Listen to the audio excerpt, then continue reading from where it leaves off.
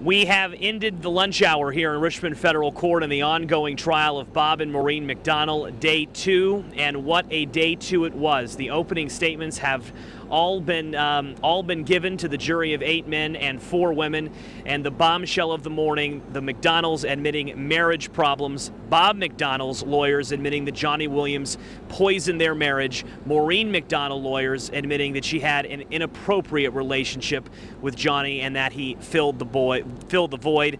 I'm joined here with Dr. Bob Halsworth. Dr. Bob, you've been covering politics a long time here in the Old Dominion.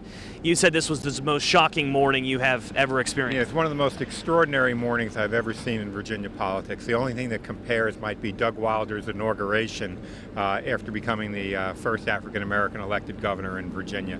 To have a governor on trial, the first lady on trial, and then to have the bombshell that the defense attorneys come out with this morning in arguing that there is no conspiracy because essentially there was no marriage, that they were barely communicating, they had basically broken apart, and then it was all done by this man, Johnny Williams, who the defense called a master manipulator. No doubt.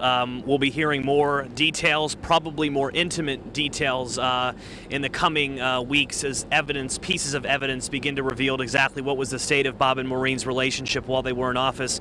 But overshadowed by all of this, Dr. Bob, is perhaps what I thought, and I know you thought, was a very well-delivered, very crisp opening statement by the government. Jessica Aber did it, not Michael Dry, who's been doing most of the conversations in court, not David Harbach, who's also been a well-known government prosecutor throughout this case, but Jessica Aber, very conversational, presenting evidence to the jury. Yeah, she gave a very strong opening statement as well, because basically what she did very crisply and concisely is that she explained what the charges were about.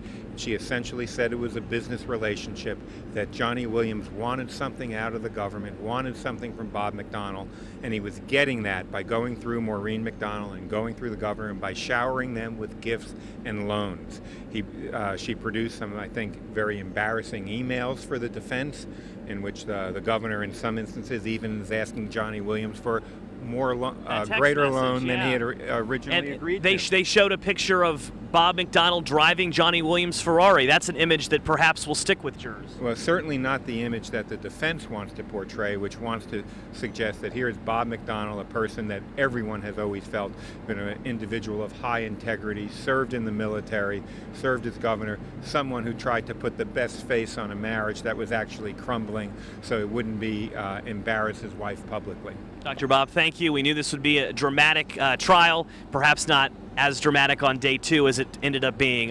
We'll have much more tonight on WTVR and on this blog. Thanks for being with us here in Richmond. I'm Joe St. George.